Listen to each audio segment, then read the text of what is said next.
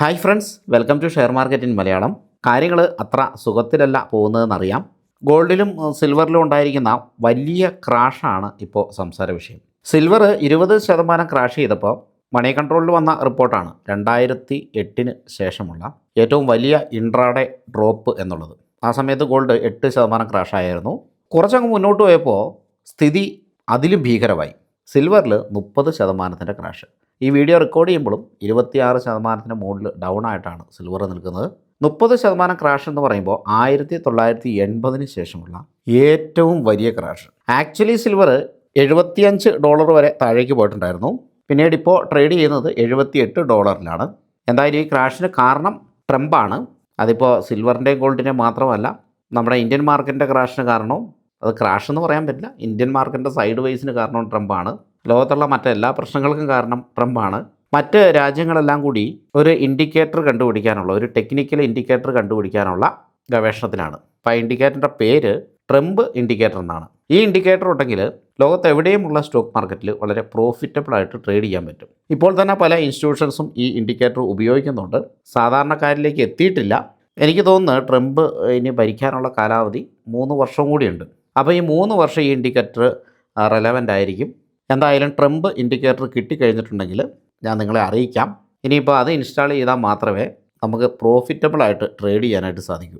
ഇപ്പോൾ സ്ക്രീനിൽ കാണുന്നത് സിൽവറിൻ്റെ ഹിസ്റ്റോറിക്കൽ ചാർട്ടാണ്. 1967 മുതലുള്ള ചാർട്ട് ഇവിടെ വിസിബിളാണ്. അവിടെയൊന്നും അത്ര പ്രാധാന്യമൊന്നും ഇല്ലെങ്കിലും 1980 സിൽവറിൽ ഭയങ്കരമായിട്ടൊരു കുതിച്ച് ചാട്ടം ഉണ്ടാകുന്നത്. ഓൾമോസ്റ്റ് $50 അടുത്ത് വരെ ആ ഒരു ചാട്ടം പോയി. ഓർക്കുക, ഇത് 1980. ഞാൻ ആ ചാർട്ടൊന്ന് മാറ്റാം. കാരണം എന്താണെന്ന് വെച്ചാൽ, പണ്ട് നമ്മൾ സിൽവറിൻ്റെ ചാർട്ട് വെച്ചിട്ട് എക്സ്പ്ലെയിൻ ചെയ്തു, അതിന് കോപ്പിറൈറ്റ് കിട്ടി. ആ വീഡിയോ നമുക്ക് അപ്ലോഡ് ചെയ്തപ്പോൾ തന്നെ കോപ്പിറൈറ്റ് കിട്ടി. നിങ്ങൾക്കാർക്കും ആ വീഡിയോ കാണാൻ പറ്റിയില്ല. സോ അതുകൊണ്ട് ഞാൻ ചാർട്ട് മാറ്റുന്നു. എന്നിട്ട് ഇതിൻ്റെ കാര്യം പറയാം. 1980 മുമ്പ് സിൽവർ ആവറേജ് ട്രേഡ് ചെയ്തത് $5. അത് 10 ഇരട്ടിയായിട്ട് 10x ആയിട്ട് ഉയർന്ന് $50 പോയി. അതിനുശേഷം വീണ്ടും പഴയ $5 ഏതാനും മാസങ്ങൾ കൊണ്ട് കൂപ്പുകുത്തി. പിന്നീട് വർഷങ്ങളോളം ഈ ഒരു പ്രൈസിൽ ട്രേഡ് ചെയ്തു എന്നുള്ളതാണ്. വർഷങ്ങളോളം. അതിനുശേഷം 2004 തൊട്ട് സിൽവറിൽ ഒരു ബൂം ഉണ്ടാകുകയും $5 എന്നുള്ളത് 2008 ആയപ്പോഴത്തേക്കും $20 ആകുകയും ചെയ്തു. 5 × 4 20, 4 ഇരട്ടി എന്ന് കൂട്ടാം അല്ലേ. 4 വർഷം കൊണ്ട് അത് മോശമില്ലാത്തൊരു റിട്ടേൺ ആണ്. പിന്നീട് $20 നിന്ന് ഏതാനും മാസങ്ങൾ കൊണ്ട് $10 കുറയുകയും അവിടെ നിന്നൊരു വലിയ റാലി ആയിരുന്നു പിന്നീടുണ്ടായത്. അതായത് $20 നിന്ന് $10 കുറയുക എന്ന് പറയുമ്പോൾ 50% അവിടെ കുറവ് വന്നിരിക്കുന്നത്. ആദ്യമുണ്ടായത് $50 വന്നു, അത് പിന്നെ $5 പഴയ പ്രൈസിലേക്ക് അത് കുറയുകയുണ്ടായി. അതൊരു വലിയ ക്രാഷായിരുന്നു. അത് കുറേ നാളുകൾ കൊണ്ടും അല്ലെങ്കിൽ ഏതാനും വർഷങ്ങൾ കൊണ്ടും ഉണ്ടായ ക്രാഷാണ്. എന്നാൽ ഈ $20 നിന്ന് $10 ആയത് കുറച്ച് മാസങ്ങൾ കൊണ്ടല്ലേ ഒരു വർഷത്തിനുള്ളിലുണ്ടായ ഒരു ക്രാഷാണ്. അതായത് 50% ഇടിയുക എന്നുള്ളത് സിൽവറിനെ സംബന്ധിച്ചിടത്തോളം ഒരു പുത്തരിയല്ല. ഞാനത് ഇതിന് മുമ്പത്തെ വീഡിയോയിലും പറഞ്ഞിട്ടുണ്ട്. ഒരു 50% വരെയൊക്കെ ക്രാഷ് എക്സ്പെക്റ്റ് ചെയ്യാമെന്നത് ഈ ഹിസ്റ്റോറിക്കൽ ക്രാഷ് വെച്ചിട്ടാണ് അത് പറഞ്ഞത്. എന്നാൽ പിന്നീട് അങ്ങോട്ട് കണ്ടത് ഒരു മാസീവ് റാലിയായിരുന്നു. അതായത് 50% ഇടിഞ്ഞതിന് ശേഷം സിൽവർ അവിടുന്ന്, അതായത് $10 നിന്ന് വീണ്ടും $50 നമുക്ക് എളുപ്പത്തിന് $50 എന്ന് കൂട്ടാം.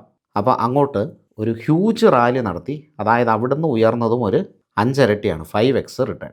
ഇത് സംഭവിക്കുന്നത് 2011 അവിടെ നിന്ന് വീണ്ടും വലിയൊരു ക്രാഷ്. ഏതാണ്ട് അത് $10 $15 ഇടയ്ക്ക് ഏതാനും മാസങ്ങൾ കൊണ്ട്, അല്ലെങ്കിൽ വർഷങ്ങൾ കൊണ്ടെന്ന് പറയാം, 1-2 വർഷം, ഒരുപാട് മാസങ്ങൾ ആ ഒരു പ്രൈസിലേക്ക് എത്തി. അതായത് $50 നിന്ന് $13 to $15. കണക്കിന് എളുപ്പത്തിൽ വേണമെങ്കിൽ നമുക്ക് $10 എന്ന് കൂട്ടിയാൽ നമുക്ക് പേഴ്സൻറ്റേജ് ഒക്കെ കൂട്ടാൻ എളുപ്പമായിരിക്കും. എന്നാലും നോർമൽ അത് ട്രേഡ് ചെയ്തുകൊണ്ടിരുന്നത് ഒരു ആവറേജ് $15 അതായത് ഒരു 70% 80% ഒക്കെ കറക്റ്റ് ചെയ്യുക എന്നുള്ളത് സിൽവറിനെ സംബന്ധിച്ചിടത്തോളം ഒരു സാധാരണ കാര്യമാണ്. 2020 കാലഘട്ടങ്ങളിൽ $15 താഴെ നിന്നിട്ട് സിൽവർ $30 വരെ പോവുകയുണ്ടായി. വീണ്ടും ഒരു ഡബിൾ റിട്ടേൺ. അവിടെ നിന്നിട്ട് 50% കറക്ഷൻ വന്നില്ല. ഓൾമോസ്റ്റ് ഒരു $17 വീണ്ടും താഴെ പോവുകയുണ്ടായി. അതൊക്കെ കുറച്ച് മാസങ്ങൾ കൊണ്ട് നടക്കുന്ന സിനാരിയാണ്. നിങ്ങൾ ഈ കാണുന്ന ചാർട്ട് 1 മന്ത് ചാർട്ടല്ല, ഒരു ക്യാൻഡിൽ 3 മാസമായിട്ട് കണക്കാക്കണം. അതായത് 3 മന്ത് ചാർട്ടാണ്. അപ്പോൾ എത്ര വലിയ ടൈം പീരീഡിലാണ് നമ്മൾ ഈ കാണുന്നതെന്ന് നോക്കുക. അവിടെ നിന്ന് വന്നിട്ടുള്ള റാലിയാണ് നമ്മൾ ഇപ്പോൾ പാർട്ടിസിപ്പേറ്റ് ചെയ്തുകൊണ്ടിരിക്കുന്ന റാലി. അതായത് ഓൾമോസ്റ്റ് ഒരു $17 നിന്ന് $121 സിൽവർ പറക്കുകയുണ്ടായി. അപ്പോൾ നമ്മളൊക്കെ വാങ്ങിയിരിക്കുന്ന എത്രയും വലിയ പ്രൈസിലാണെന്ന് ഓർക്കുക. അക്കോർഡിംഗ് ടു ചാർട്ട് എനിക്ക് തോന്നുന്നത് ഓരോ റാലി നടക്കുന്ന ഇൻ്റർവെല്ലുകൾ കുറഞ്ഞു വരികയാണ്. അപ്പോൾ സിൽവറിൻ്റെ റാലി ഇവിടെ നിന്നോ എന്ന് നമുക്കറിയില്ല. പക്ഷേ അത്യാവശ്യം നല്ല രീതിയിലാണ് സിൽവർ മുകളിലേക്ക് പോയിട്ടുള്ളത്. എന്നാൽ ഗോൾഡിൻ്റെ ചാർട്ടിൽ ഇത്രയും ഫ്ലക്ച്വേഷൻ കാണാനില്ല. ഫ്ലക്ച്വേഷൻ ഉണ്ട്, എന്നാലും ഇത്രയും ഫ്ലക്ച്വേഷൻസ് കാണാനില്ല. $120 നിന്ന് 50% ക്രാഷ് എന്ന് പറയുന്നത് $60. ഒരു $40 to $50 പോയാലും നമുക്ക് അത്ഭുതപ്പെടാനൊന്നുമില്ല. കാരണം ഇതിനു മുമ്പ് സിൽവർ ഒരുപാട് വട്ടം അങ്ങനെ പോയിട്ടുണ്ട്. പക്ഷേ ആ കാലത്തൊക്കെ ഡോളറിൻ്റെ മൂല്യം കൂടുതലായിരുന്നു. പിന്നെ സിൽവറിന് ഇപ്പോഴുള്ള ആവശ്യം അന്നുണ്ടായിരുന്നില്ല. പിന്നെ ഒരുപാട് സിൽവർ ഇപ്പോൾ നശിച്ചു പോയിട്ടുണ്ട്. കാരണം ഒരുപാട് പര്യവേഷണങ്ങൾ നമ്മൾ ശൂന്യാവസ്ഥയ്ക്കും മറ്റുമൊക്കെ നടത്തി. സിൽവറിൻ്റെയൊക്കെ ആവശ്യം അവിടെയുണ്ട്. സോളാർ പാനലുകൾ, മറ്റുള്ള ഒരുപാട് ആവശ്യങ്ങൾക്ക് സിൽവർ പുറത്തേക്ക് പോയി. ഒരുപക്ഷെ ഭൂമിക്ക് പുറത്തേക്ക് വരെ പോയിട്ടുണ്ട്. അപ്പോൾ അന്നത്തെ സിറ്റുവേഷൻ അല്ല ഇന്ന്. അതുകൊണ്ട് തന്നെ പ്രീഷ്യസ് മെറ്റൽസിൻ്റെ ലഭ്യത കുറഞ്ഞു വരികയാണ്. സോ ഇതുപോലുള്ള ക്രാഷുകൾ അല്ലെങ്കിൽ ഡൗണുകൾ ഇങ്ങനെ ഉയർന്നു കയറുമ്പോൾ സാധാരണയാണെങ്കിലും ഈ വലിയ റാലികൾ തമ്മിലുള്ള ഡിസ്റ്റൻസ് കുറഞ്ഞു വരികയാണ് എന്ന് വേണം നമുക്ക് അനുമാനിക്കാനായിട്ട്. ഇനി സിൽവറിൻ്റെ ഇപ്പോഴത്തെ ക്രാഷിനുള്ള കാരണം അമേരിക്കൻ പ്രസിഡന്റ് ഡൊണാൾഡ് ട്രംപാണ്. എന്താണ് അതിനുള്ള കാരണമെന്ന് നോക്കാം. എല്ലാവർക്കും ജെറോം പവലിനെ അറിയായിരിക്കും അല്ലേ? US-ൻ്റെ ഫെഡറൽ റിസർവ് എന്നറിയപ്പെടുന്ന സെൻട്രൽ ബാങ്കിൻ്റെ നിലവിലെ ചെയർമാനാണ് ജെറോം പവൽ. അദ്ദേഹത്തിൻ്റെ കാലാവധി ഈ മെയ് മാസം അവസാനിക്കുകയാണ്. പക്ഷേ അത്രയും നാൾ അദ്ദേഹം ആ കസാരയിൽ ഉണ്ടാകുമോ എന്നുള്ളതാണ് സംശയം. കാരണം ട്രംപിന് ജെറോം പവലിനെ കണ്ണെടുത്താൽ കണ്ടുകൂടാ. മന്ദബുദ്ധി എന്നും വിഡ്ഢിയെന്നും ഒക്കെ ട്രംപ് ജെറോം പവലിനെ വിളിച്ചിട്ടുണ്ട്. ഇതിന് കാരണം ഈ പലിശ നിരക്ക് കുറയ്ക്കാനായിട്ട് ട്രംപ് ഭയങ്കരമായിട്ട് ജെറോം പവലിനെ പ്രഷർ ചെയ്യുന്നുണ്ട്. എന്നാൽ അദ്ദേഹം അതിന് തയ്യാറായിട്ടില്ല. ട്രംപിൻ്റെയൊക്കെ നിർബന്ധം കാരണം നേരത്തെ ചെറിയ രീതിയിൽ പലിശ നിരക്ക് കുറച്ചിരിക്കുന്നത് വായിച്ച് കാണുമല്ലോ. വീണ്ടും കുറയ്ക്കാനാണ് പറയുന്നത്. പക്ഷേ അദ്ദേഹം അതിന് തയ്യാറായില്ല. അതുകൊണ്ടാണ് ഈ സ്വർണത്തിൻ്റെയും വെള്ളിയുടെയൊക്കെ വില ഇങ്ങനെ കയറിപ്പോകുന്നത്. അതൊരു കാരണമാണ്. പിന്നെ ലോകത്ത് നടക്കുന്ന യുദ്ധങ്ങളും മറ്റുമൊക്കെ മറ്റൊരു കാരണമാണ്. പിന്നെ വർദ്ധിച്ചു വരുന്ന ഇൻഡസ്ട്രിയൽ ഡിമാൻഡും ഒരു കാരണമാണ്. അപ്പോൾ ഇപ്പോൾ വന്നിരിക്കുന്ന ന്യൂസ് ജെറോം പവൽ സ്ഥാനം ഒഴിയുന്ന മുറയ്ക്ക് അടുത്ത ഒരാളെ അപ്പോയിൻറ്റ് ചെയ്യണമല്ലോ. അത് ഓൾറെഡി ട്രംപ് കെവിൻ വാഷ് എന്ന് പറയുന്ന ഒരാളെ നാമനിർദ്ദേശം ചെയ്തു. അപ്പോൾ ഈ കെവിൻ വാഷ് ട്രംപിൻ്റെ ചൊൽപ്പടിക്ക് നിൽക്കുന്ന ആളാണ്. അപ്പോൾ തീർച്ചയായിട്ടും അദ്ദേഹം ട്രംപിൻ്റെ ആഗ്രഹപ്രകാരം പലിശ നിരക്ക് കുറയ്ക്കാനായിട്ടുള്ള സാധ്യതയുണ്ട്. സോ പണം ഇതുപോലുള്ള പ്രീഷ്യസ് മെറ്റലിൽ നിന്ന് US സ്റ്റോക്ക് മാർക്കറ്റിലേക്ക് വരാനുള്ള സാധ്യത കൂടുതലാണ്. അപ്പോൾ അതുകൊണ്ട് സ്റ്റോക്ക് മാർക്കറ്റ് ഉയരുകയും സ്വർണത്തിൻ്റെയും സിൽവറിൻ്റെയും ഒക്കെ വില കുറയുകയും ചെയ്യും. അത് കുറയാൻ കാരണം ഇത്രയും കയറിയതുകൊണ്ടാണ്. കാരണം ഇവിടെ നിന്ന് മണി അങ്ങോട്ട് പമ്പ് ഔട്ട് ആവുന്നു. അപ്പോൾ ഈ ഒരൊറ്റ പ്രസ്താവനയാണ്, അതായത് ട്രംപ് കെവിൻ വാഷിനെ ഫെഡറൽ റിസർവിൻ്റെ ചെയർപേഴ്സണായിട്ട് നാമനിർദ്ദേശം ചെയ്തു എന്നുള്ള ഈ ഒരു വാർത്ത വന്നതുകൊണ്ടാണ് സിൽവറും ഗോൾഡും താഴേക്ക് പോകുന്നത്. ഇപ്പോൾ മനസ്സിലായില്ലേ ട്രംപ് എത്ര ശക്തനായ മനുഷ്യനാണെന്ന്? അതാണ് ഞാൻ പറഞ്ഞത്, ട്രംപ് ഇൻഡിക്കേറ്റർ വാങ്ങാതെ നമുക്ക് ലോകത്ത് ഒരു സ്റ്റോക്ക് മാർക്കറ്റിലും പ്രോഫിറ്റ് ഉണ്ടാക്കാനായിട്ട് സാധിക്കില്ല.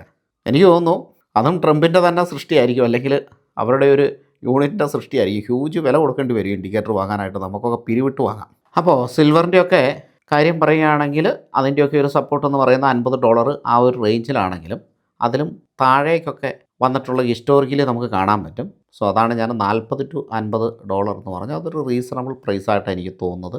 അവിടെ വരെ ഇപ്പോൾ വരുമോ അതോ ഈ 2011 വന്നിട്ടുള്ളതാണെന്ന് തോന്നുന്നു, $20 നിന്ന് $10 ആയിട്ടുള്ള ഒരു ക്രാഷ്. അതിനുശേഷം ഷാർപ്പ് റാലിയായിരുന്നു $50 മറ്റുമൊക്കെ. അങ്ങനെ ഒരു സിറ്റുവേഷനാണ് ഞാനിവിടെ കണക്ക് കൂട്ടുന്നത്. കാരണം ഈ ഒരു റാലി ഇവിടെ കംപ്ലീറ്റ് ആയില്ലെന്നാണ് എൻ്റെ ഒരു ഇത്. സത്യത്തിൽ ഇതിൻ്റെ ലോയിൽ നിന്ന് ഇത് 10x റിട്ടേൺ തന്നിട്ടുണ്ട്. ഇതിന് മുമ്പും 10x റിട്ടേൺ സിൽവർ തന്നിട്ടുണ്ട്. അത് കഴിഞ്ഞിട്ട് ക്രാഷ് വന്നിട്ടുണ്ട്. അപ്പോൾ പഴയ ഒരു സിറ്റുവേഷനൊക്കെ അനുസരിച്ച് നോക്കുമ്പം ഇത് ശരിക്കും 10x റിട്ടേൺ തന്നിട്ടുണ്ടോ എന്നുള്ളതാണ്. കുറേ പുറകോട്ട് പോകുമ്പോൾ $15 ആയിട്ട് നമുക്ക് കണക്ക് കൂട്ടാം. അങ്ങനെയാണെങ്കിൽ പോലും 10 ഇരട്ടി റിട്ടേൺ എന്ന് പറയുന്നത് $150 വേണം. പിന്നീട് അങ്ങോട്ട് മുന്നോട്ട് പോകുമ്പോൾ $25 ആണ് ഇതിൻ്റെ ഒരു ആവറേജ് പ്രൈസ് കണക്ക് കൂട്ടാം. അങ്ങനെ ആകുമ്പോൾ 10x റിട്ടേൺ കിട്ടണമെങ്കിൽ $250 മുന്നോട്ട് പോകണം. ആ $250 പോകണമെങ്കിൽ ഇനിയും ഒരുപാട് ദൂരം പോകാനുണ്ട്. ഇപ്പോൾ നിലവിൽ $85 ട്രേഡ് ചെയ്യുന്നത്. ഹൈ പോയിരിക്കുന്നത് 120 മുകളിലാണ്. സോ ഞാൻ എക്സ്പെക്റ്റ് ചെയ്യുന്നത് ഇതൊരു $250 പോകും എന്നുള്ളതാണ്. കുറച്ച് നാൾ നീണ്ടു നിൽക്കുന്ന കറക്ഷൻ വരാം. ഇനി ഡിമാൻഡ് അനുസരിച്ചിട്ട് ഒരുപക്ഷെ V ഷേപ്പ് റിക്കവറി കൂടി വരാം. നമുക്ക് അതിൻ്റെ ഒരു സാധ്യത ഒന്ന് പരിശോധിക്കാം. ഇങ്ങനെ ട്രേഡ് ചെയ്യുന്ന ഒരു സംഭവം ഷാർപ്പായിട്ടൊരു റാലി മുകളിലേക്ക് നടത്തുന്നു, പിന്നീട് അവിടുന്ന് കറക്റ്റ് ചെയ്യുന്നു, പിന്നീട് ട്രേഡ് നടക്കുന്നു, ഇടയ്ക്ക് ചെറിയ റാലികൾ നടക്കുന്നു, ചെറിയ കറക്ഷൻസ് നടക്കുന്നു, വീണ്ടും ഒരു കറക്ഷൻ ഡബിൾ ടോപ്പ് അടിക്കുന്നു, വീണ്ടും അത് താഴേക്ക് കറക്റ്റ് ചെയ്യുന്നു, അവിടുന്ന് ചെറിയ രീതിയിലൊക്കെ മുകളിലേക്ക് പോയി, പിന്നീട് ഒരു ഹ്യൂജ് റാലി. ഇതാണ് നമ്മളിപ്പോൾ കണ്ടുകൊണ്ടിരിക്കുന്ന ഒരു റാലി, ഹ്യൂജ് റാലി. ഇപ്പോഴത്തെ ഡിമാൻഡും കാര്യങ്ങളൊക്കെ വെച്ചിട്ട് ഇത് ഇവിടെ നിന്ന് മുകളിലേക്ക് പോകാൻ സാധ്യതയുണ്ടെന്നാണ് ഞാൻ അനുമാനിക്കുന്നത്. എന്നാലും വലിയ വലിയ കറക്ഷൻസ്, വലിയ വലിയ റാലിയിൽ ഇതിനു മുമ്പും പ്രതീക്ഷപ്പെട്ടിട്ടുണ്ട്. പക്ഷേ ഇത്രയും വലിയ കറക്ഷൻ നമ്മൾ കണ്ടല്ലോ 1980 അല്ലെങ്കിൽ 2008. അപ്പോൾ ഈ ഒരു സമയത്തൊക്കെ ഉണ്ടായ കറക്ഷൻസ് അതിനെക്കഴിഞ്ഞും വലിയ കറക്ഷൻസാണ് ഇപ്പോൾ വന്നുകൊണ്ടിരിക്കുന്നത്. അപ്പോൾ വി ഷേപ്പ് റിക്കവറി എന്ന് പറഞ്ഞാൽ മുകളിലേക്ക് ഇങ്ങനെ പോകുന്ന ഒരു സംഭവം ഫാസ്റ്റായിട്ട് താഴേക്ക് വരുന്നു, അതിനുശേഷം വളരെ ഫാസ്റ്റായിട്ട്, അതായത് അധികം ടൈമൊന്നും എടുക്കാതെ തന്നെ മുകളിലേക്ക് പോകുന്നു. സോ ഈ റിക്കവറിനെയാണ് വി ഷേപ്പ് റിക്കവറി എന്ന് പറയുക. ഇത് ഭയങ്കര സ്ട്രോങ് ആണ്. ഇങ്ങനെയാണെങ്കിൽ ഇതിൽ വലിയ ഒരു സെല്ലിംഗ് പ്രഷറോ കാര്യങ്ങളോ ഇല്ല. ഇനിയും ഒരുപാട് ദൂരം മുകളിലേക്ക് പോകാനുണ്ട് എന്ന് വേണം മനസ്സിലാക്കാനായിട്ട്. ഇനിയിപ്പോൾ മറ്റൊരു റിക്കവറി അല്ലെങ്കിൽ മറ്റൊരു കറക്ഷൻ എന്ന് പറഞ്ഞാൽ മുകളിലേക്ക് പോയി അതിനുശേഷം താഴേക്ക് വരുന്നു, അതിനുശേഷം കുറച്ച് മുകളിലേക്ക് പോകുന്നു, വീണ്ടും താഴേക്ക് വരുന്നു, കുറച്ച് മുകളിലേക്ക് പോകുന്നു, വീണ്ടും താഴേക്ക് വരുന്നു. അപ്പോൾ ഈ താഴേക്ക് വരുമ്പോൾ അതിൻ്റെ സ്പീഡ് കുറഞ്ഞു വരുന്നതായിട്ട്, അതായത് ആദ്യം ഉണ്ടാകുന്ന കറക്ഷൻസ് ഇപ്പോൾ 26% ഡൗണിലാണ്. നമ്മുടെ പേന അത്ര സുഖമാകുന്നില്ല, വരയ്ക്കുന്നത് ഒരു കയ്യക്ഷരം കിട്ടുന്നില്ല. ഓക്കെ, എന്തായാലും 26. ഇപ്പോൾ ശരിയായി തോന്നുന്നു. ശരിയായില്ല, എന്തായാലും ഒന്ന് അഡ്ജസ്റ്റ് ചെയ്യുക കേട്ടോ. ചില സമയത്ത് പേനയ്ക്ക് അങ്ങനെയാണ്. ഞാൻ 26% എഴുതി പഠിക്കണം. പേനയൊന്ന് മാറ്റി കിട്ടോ, വേറെ ഒരു പേന എൻ്റെ കയ്യിലുണ്ടായിരുന്നു. ഓക്കെ, ഇവിടെ 2 പേന ഉള്ളതുകൊണ്ട് ഒരു പേനയ്ക്ക് പ്രശ്നം ഉണ്ടായിരുന്നു. ഇപ്പോൾ ആ പേന മാറ്റണം. എന്തായാലും 26% താഴേക്ക് പോകുന്നു. നമുക്ക് ഇതെല്ലാം ഒന്നും വായിക്കാം കേട്ടോ. അത് അത്ര യൂഷ്വലായിട്ടുള്ളൊരു കാര്യമല്ല, അൺയൂഷ്വലായിട്ടുള്ള കാര്യമാണ്. അപ്പോൾ ഇങ്ങനെ മുകളിലേക്ക് പോകുന്നു, ഇവിടെ നിന്ന് ഇത് കുറച്ച് താഴേക്ക് വരുന്നു. പിന്നെ വി ഷേപ്പ് റിക്കവറി അല്ല, അതായത് ചെറുതായിട്ട് റിക്കവറി ചെയ്യുന്നു. ആ സമയത്ത് ആളുകൾ വിചാരിക്കും ഇത്രയേ ഉള്ളൂ, കറക്ഷൻ കഴിഞ്ഞു എന്ന് വിചാരിക്കും. പക്ഷേ അവരെ നിരാശപ്പെടുത്തിക്കൊണ്ട് താഴേക്ക് പോകുന്നു. അതിനുശേഷം മുകളിലേക്ക് ഇങ്ങനെ. പക്ഷേ ഇതിന് ഒരുപാട് സമയം പിടിക്കും. അപ്പോൾ ഇത് ഡേഞ്ചറാണ്. ഇങ്ങനെയാണ് കറക്ഷൻ വരുന്നതെങ്കിൽ ഇത് കുറേ നാൾ നീണ്ടു നിൽക്കാനുള്ള സാധ്യതയുണ്ട്. അപ്പോൾ ഇങ്ങനെ കറക്ഷൻ വന്നു കഴിഞ്ഞിട്ടുണ്ടെങ്കിൽ നമ്മൾ നോക്കേണ്ട കാര്യം എന്താണെന്ന് വെച്ചാൽ, ഇതിങ്ങനെ താഴേക്ക് പോയിട്ട് ഈ കറക്ഷൻ്റെ സ്പീഡ് കുറയും. ഫോർ എക്സാമ്പിൾ നമുക്ക് വീക്കിലി ഓർ മന്ത്ലി എടുക്കാം. ഇതിപ്പോൾ ഒരുപാട് മാസങ്ങൾ നീണ്ടു നിൽക്കുന്ന കറക്ഷനാണ്. ഇപ്പോൾ ഒരു മാസം ഒരു 30% കറക്ഷൻ വന്നാൽ ഇപ്പം 30 വന്നിട്ടുണ്ട്, അല്ലെങ്കിൽ 26 വന്നിട്ടുണ്ട്. അപ്പോൾ 30-35 വന്നിട്ട് പിന്നീട് മുകളിലേക്ക് കയറിപ്പോവാം. പിന്നീട് അടുത്ത മാസം വരുന്ന കറക്ഷൻ എന്ന് പറയുന്നത് ഒരു 25%, പിന്നെ അടുത്ത മാസം ഒരു 20%. എക്സാക്റ്റ് ഇങ്ങനെ ആയിരിക്കില്ല, ഇതിൻ്റെ ഒരു റേഞ്ച് കുറഞ്ഞു വരുന്നത് നമുക്ക് കാണാൻ സാധിക്കണം. പിന്നീട് ഒരു 15%, പിന്നീട് ഒരു 10%. അതായത് ഓരോ മാസവും നമ്മൾ ആ കറക്ഷൻ്റെ തോത് എടുത്തു കഴിയുമ്പോൾ ഇങ്ങനെ കുറഞ്ഞു വരുന്നതും, അപ്പോൾ നമുക്ക് ഇതുപോലുള്ള ഒരു ചാർട്ടാണ് വരിക. കാരണം ടൈം മൂവ് ചെയ്യുന്നുണ്ടല്ലോ. അപ്പോൾ ഇതുപോലെയുള്ള ഒരു ചാർട്ട് വരും. പിന്നീട് കറക്ഷൻ ഇല്ലാത്ത ഒരവസ്ഥ വരും. അതായത് ഇങ്ങനെ താഴേക്ക് വന്ന് ഇങ്ങനെ വന്ന് പിന്നീട് തിരിഞ്ഞു കയറുന്ന ഒരു സിറ്റുവേഷൻ. അപ്പോൾ ആ ഒരു സിറ്റുവേഷൻ എന്തായാലും മാർക്കറ്റിൽ ഉണ്ടാകാൻ സാധ്യതയുണ്ട്. ഇപ്രാവശ്യം അത് വളരെ ഫാസ്റ്റായിട്ട് വരുമെന്നാണ് ഞാൻ പ്രതീക്ഷിക്കുന്നത്. മാത്രമല്ല ഞാനിവിടെ ഒരു വി ഷേപ്പ് റിക്കവറിയാണ് എക്സ്പെക്റ്റ് ചെയ്യുന്നത്. ഇതൊക്കെ എൻ്റെ എക്സ്പെക്റ്റേഷൻ മാത്രമാണ് കേട്ടോ, എത്രത്തോളം ശരിയാകണമെന്നില്ല. എന്നിട്ടൊരു $250 അടുപ്പിച്ച് ഇത് ട്രേഡ് ചെയ്ത് കഴിഞ്ഞ് പിന്നെ നമ്മൾ സൂക്ഷിക്കണം. പിന്നെ അവിടുന്ന് താഴേക്ക് വരാനുള്ള ഒരു ഇതെന്നൊക്കെ പറഞ്ഞാൽ $100 അങ്ങനെയൊക്കെയാണ്. വരാതിരിക്കുക, അത് അന്നേരത്തെ കാര്യമാണ്. എന്തായാലും ഇപ്പോഴത്തെ കാര്യം നമുക്ക് നോക്കാം. അപ്പോൾ ഇങ്ങനെ തിരിഞ്ഞ് വന്നിട്ട് വീണ്ടും ഒരു ബ്രേക്ക് ഔട്ട്. അപ്പോൾ ആ ഒരു പോക്കിന് ഒരു $1000 വരെയൊക്കെ എത്തുമെന്നാണ് ഞാൻ പ്രതീക്ഷിക്കുന്നത്. സിൽവറിൻ്റെ കാര്യമാണ്. ഗോൾഡും ഇതേപോലെ ഇതിനോട് ആയിരിക്കും മൂവ് ചെയ്യുന്നു. പക്ഷേ ഇതുപോലെ വലിയ ക്രാഷും വലിയ കയറ്റവും ഗോൾഡിൽ കാണാൻ സാധിക്കില്ല എന്നാണ് എനിക്ക് തോന്നുന്നത്. കാരണം ഇപ്പോൾ ഇത് ഒരു $250 വന്നു, പിന്നീട് ഒരു $100 കറക്റ്റ് ചെയ്തു, പിന്നീട് 100 × 10x, അതാണ് ഞാനിവിടെ 1000 എന്ന ലെവലിലെത്തിയത്. എനിക്ക് തോന്നുന്നു ഏതാനും വർഷങ്ങൾ കൊണ്ട് ഒരു പക്ഷേ നമ്മൾ കണ്ടേക്കാം. പണ്ട് ഇതിൽ ഒരുപാട് വർഷങ്ങൾ കാത്തിരുന്നിട്ടുണ്ടെങ്കിൽ ഇപ്പോൾ ആ ടൈം കുറഞ്ഞു വരുന്നത് ഞാൻ ആദ്യമേ സൂചിപ്പിച്ചല്ലോ. അപ്പോൾ ഇതാണ് എൻ്റെ എക്സ്പെക്റ്റേഷൻ. അടുത്ത ഒരു 10 to 15 ഇയേഴ്സിൽ ഇത് സംഭവിക്കുമെന്ന് പ്രതീക്ഷിക്കുന്നു. നോക്കാം നമുക്ക് എന്തൊക്കെയാണ് സംഭവിക്കുക എന്നുള്ളത് കാത്തിരുന്ന് തന്നെ കാണണം. അപ്പോൾ ഇവിടെ ഞാൻ പല സ്ട്രാറ്റജികളും പറഞ്ഞിട്ടുണ്ടായിരുന്നു മുകളിലേക്ക് സിൽവർ പോകുമ്പോൾ ട്രേഡ് ചെയ്യാമെന്ന്. അപ്പോൾ ഒറ്റ ദിവസമൊക്കെ ഇത്ര ഇടിയുമ്പോൾ അതിൽ പലതും വർക്കാവില്ല. പിന്നെ നോർമലി ഒരു പ്രൈസ് മുകളിലേക്ക് കയറി പോകുമ്പോൾ ആളുകൾ കൂടിയ വിലയിൽ നിന്ന് വാങ്ങും. അതിപ്പോൾ ഞാനാണേലും നിങ്ങളാണേലും അങ്ങനെ വാങ്ങും. ഞാനും ഇത് കുറച്ച് ലീവറേജ് എടുത്ത് വാങ്ങിയിട്ടുണ്ട്. പക്ഷേ അത് നമുക്ക് അടയ്ക്കാൻ പറ്റുന്ന പൈസയാണ്, വിഷയമില്ല. ലീവറേജ് എടുത്ത് വാങ്ങിയാലാണ് ഇവിടെ പ്രശ്നം വരുന്നത്. അപ്പം ഞാൻ അധികമൊന്നും ലീവറേജ് എടുത്ത് വാങ്ങിയിട്ടില്ല. പിന്നെ പ്രോപ്പറായിട്ട് തന്നെ പ്രോഫിറ്റ് ബുക്ക് ചെയ്തിട്ടുണ്ടായിരുന്നു. ലാസ്റ്റ് ടൈമുകളിൽ പ്രോഫിറ്റ് അങ്ങനെ ബുക്ക് ചെയ്തിട്ടില്ല. ഇപ്പം നമ്മുടെ ക്ലയൻസൊക്കെ ആണെങ്കിലും ഞാനിത് പ്രോഫിറ്റ് ബുക്ക് ചെയ്യാനായിട്ട് അവരെയും ഓർമ്മിപ്പിക്കാറുണ്ട്, പറയാറുണ്ട്. ബുക്ക് ചെയ്യണമെന്ന് പറയാറില്ല, അത് അവരുടെ ഇഷ്ടമാണ്. പക്ഷേ സിൽവറിൽ ഒരു 50% വരെയൊക്കെ കറക്ഷൻ വരാം. എപ്പോൾ വേണമെങ്കിലും വരാം. നമ്മളത് എക്സ്പെക്റ്റ് ചെയ്യണമെന്ന് പറഞ്ഞിട്ടുണ്ടായിരുന്നു. കുറേ പേരൊക്കെ ബുക്ക് ചെയ്യുന്നുണ്ട്, കുറേ പേരൊന്നും ബുക്ക് ചെയ്യുന്നില്ല. കാരണം അത് ഗ്രീഡിയാണ്. അത് അവരുടെ കുറ്റമല്ല. ഈ ഗ്രീഡി എന്ന് പറയുന്നത് നമുക്കെല്ലാവർക്കും ഉള്ളതാണ്. കുറഞ്ഞും കൂടിയും അളവിൽ ഈ ഗ്രീഡി എന്ന് പറയുന്ന സംഭവം എല്ലാവർക്കും ഉണ്ട്, എനിക്കും ഉണ്ട്. ഇല്ലെങ്കിൽ ഞാൻ ലീവറേജ് എടുത്ത് വാങ്ങാൻ നിൽക്കില്ലല്ലോ. അപ്പോൾ ഞാനും മേടിച്ചതാണെങ്കിലും നേരത്തെ തൊട്ട് കഴിഞ്ഞ വർഷം തൊട്ട് മേടിക്കുന്നതാണ്. അതിൽ പലതും പ്രോഫിറ്റിലാണ്. ലാസ്റ്റ് മേടിച്ചത് കഴിഞ്ഞ ആഴ്ചയൊക്കെ മേടിച്ചത് ഡൗൺ ആയി. ഞാനൊരു പിരമിഡിങ് സ്റ്റൈലിലാണ് മേടിക്കുന്നത്. മുകളിലേക്ക് പോകുമ്പോൾ ഇങ്ങനെ മേടിക്കുന്നതുകൊണ്ട് താഴേക്ക് ഇറങ്ങി വരുമ്പോഴും നമ്മുടെ ഈ താഴെ വാങ്ങിയിട്ടുള്ളത് അങ്ങനെ ലോസിലാവില്ല. പ്രോഫിറ്റ് കുറയും, പക്ഷേ അതങ്ങനെ ലോസിലാവില്ല. അപ്പം അത് ഓരോരുത്തരുടെ സ്റ്റൈലാണ് എങ്ങനെ വാങ്ങണം എന്നുള്ളത്. അപ്പോൾ വലിയ ക്വാണ്ടിറ്റി ഒക്കെ വാങ്ങിയ ആളുകളെ അറിയാം. പക്ഷേ അവർക്കത് മാനേജ് ചെയ്യാനുള്ള കഴിവുണ്ട്. നമ്മളെപ്പോഴും ആലോചിക്കേണ്ടത് നമ്മുടെ ക്യാഷിനായിരിക്കണം നമ്മൾ വാങ്ങേണ്ടത്. അല്ലെങ്കിൽ ലീവറേജ് എടുത്ത് വാങ്ങിയാലും അതിലേക്ക് ക്യാഷ് ഇടാനായിട്ട് നമുക്ക് സാധിക്കണം. പിന്നെ പലരും ചെയ്യുന്ന പരിപാടി, ഇപ്പോൾ സ്റ്റോക്കൊക്കെ ആണെങ്കിൽ താഴേക്ക് ഇങ്ങനെ ഇറങ്ങിപ്പോകുമ്പോൾ ആവറേജ് ചെയ്യുന്നുണ്ട്. സിൽവറിൽ ആവറേജ് ചെയ്യാൻ നമ്മുടെ കപ്പാസിറ്റി അനുസരിച്ചിട്ട് നമുക്ക് ആവറേജ് ചെയ്യാം. അല്ലാതെ ഇപ്പോൾ ഗോൾഡിലും ആവറേജ് ചെയ്യാമെന്ന് തന്നെ ഞാൻ പറയുള്ളൂ. പക്ഷേ ഇതെപ്പോൾ തിരിച്ചു കയറുമെന്ന് നമുക്ക് ആർക്കും അറിയത്തില്ല, ആർക്കും പ്രെഡിക്റ്റ് ചെയ്യാൻ പറ്റുകയില്ല. അതുകൊണ്ട് തന്നെ ലീവറേജിലുള്ള പൊസിഷൻസ് ഒഴിവാക്കാൻ ശ്രദ്ധിക്കുന്നത് വളരെ നന്നായിരിക്കും. ഇപ്പം നമ്മുടെ കയ്യിലുള്ള ക്യാഷിനാണ് മേടിക്കുന്നതെങ്കിൽ നമുക്ക് പലിശയും കൊടുക്കണ്ട, ആരോടും സമാധാനവും പറയണ്ട. ഇപ്പോൾ ലീവറേജ്ഡ് പൊസിഷൻ എടുത്തവരാണെങ്കിലും അത് ക്യാഷ് ഇട്ട്, കാരണം അതിനൊരു വഴി കണ്ടിട്ടായിരിക്കുമല്ലോ നമ്മൾ ലീവറേജ് എടുക്കുക. അപ്പോൾ അത് ക്യാഷ് കാര്യങ്ങളൊക്കെ ഇട്ടിട്ട് ക്യാഷ് പൊസിഷനാക്കാൻ ശ്രമിക്കുക. എത്ര നാൾ ഹോൾഡ് ചെയ്യേണ്ടി വരുമെന്ന് അറിയില്ല. കാരണം ഇതാണ് സിൽവറിൻ്റെ അവസ്ഥ. ഹിസ്റ്റോറിക്കലി വലിയ ക്രാഷുകൾ അല്ലെങ്കിൽ താഴ്ചകൾ സിൽവറിൽ നടന്നിട്ടുണ്ട്. അപ്പോൾ നമുക്ക് ജസ്റ്റ് സിൽവറിൻ്റെ ചാർട്ട് ഒന്നും കൂടെ കണ്ടോളൂ, മനസ്സിൽ വെച്ചോളൂ.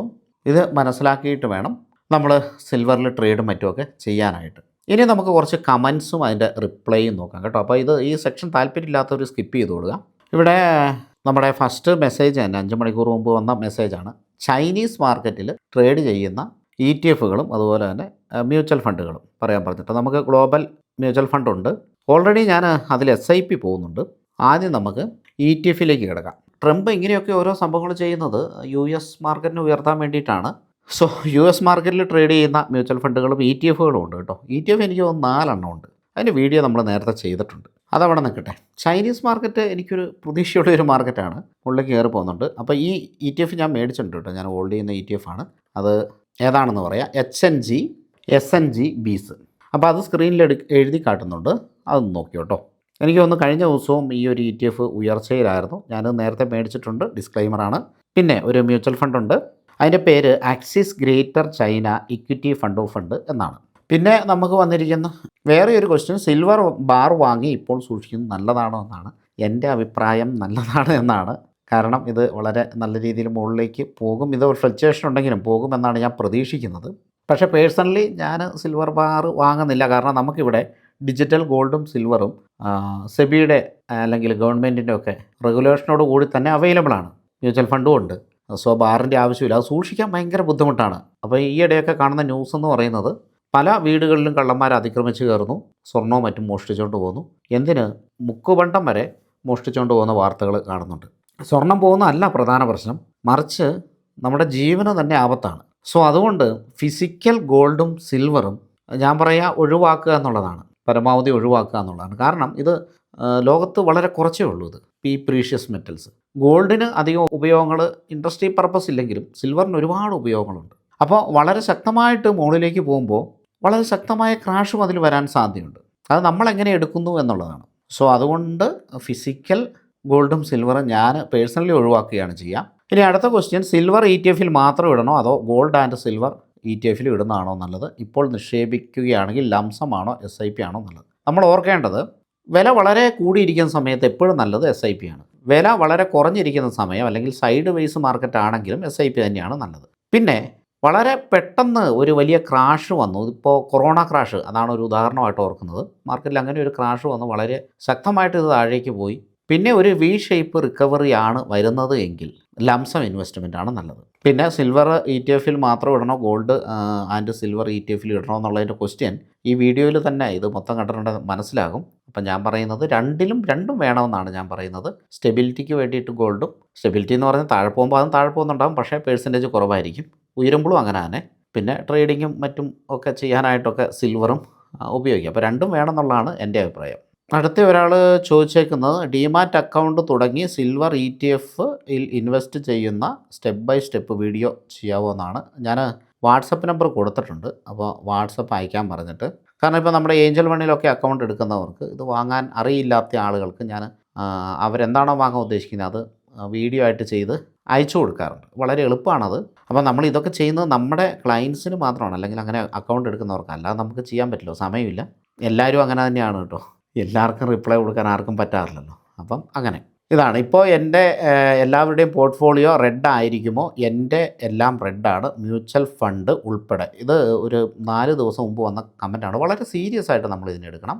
ഇതൊരു പക്ഷേ ഒരു ബിഗിനർ ആയിരിക്കും.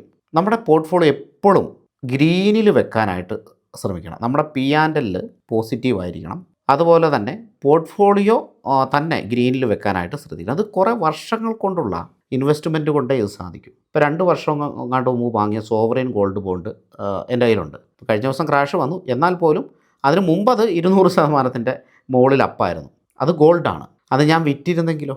അപ്പം ഞാനത് വിൽക്കാൻ ഉദ്ദേശിക്കുന്നില്ല. ഇപ്പം വാങ്ങുന്ന സിൽവറും ഗോൾഡും പോലും വിൽക്കാൻ ഉദ്ദേശിക്കുന്നില്ല. പക്ഷേ ഈ ക്രാഷ് വന്നപ്പോഴും ഇനിയും ഇത് 50% പോയാൽ ലാസ്റ്റ് മേടിച്ച പല ഇൻവെസ്റ്റ്മെൻറ്റുകളും സിൽവറിലുള്ളത് റെഡ് ആയേക്കാം. അത് ടെമ്പററി ഉള്ള ഒരു ഫിനോമിനാണ്. അതെങ്ങനെ പോകുമെന്ന് നോക്കിയിട്ട് വേണം അതിൽ മാനേജ് ചെയ്യാനായിട്ട്. ചുമ്മാ ഒരുപാട് പോയിട്ട് ആവറേജ് ചെയ്യുന്നതുകൊണ്ടൊന്നും കാര്യമില്ല. അങ്ങനെ ചെയ്യാതിരിക്കുക. ആവറേജിങ് ഒന്നാമത് എനിക്കിഷ്ടമല്ല. ഞാൻ ആരോടും ആവറേജ് ചെയ്യാൻ പറയാറുമില്ല. ആ ഒരു പരിപാടി നിർത്തി കഴിഞ്ഞാൽ തന്നെ നമ്മുടെ പോർട്ട്ഫോളിയോ ഗ്രീനാകും. പിന്നെ കറക്റ്റായിട്ട് നല്ല നല്ല സംഭവങ്ങൾ മേടിച്ചാൽ മതി, സ്റ്റോക്കുകൾ, കാര്യങ്ങൾ.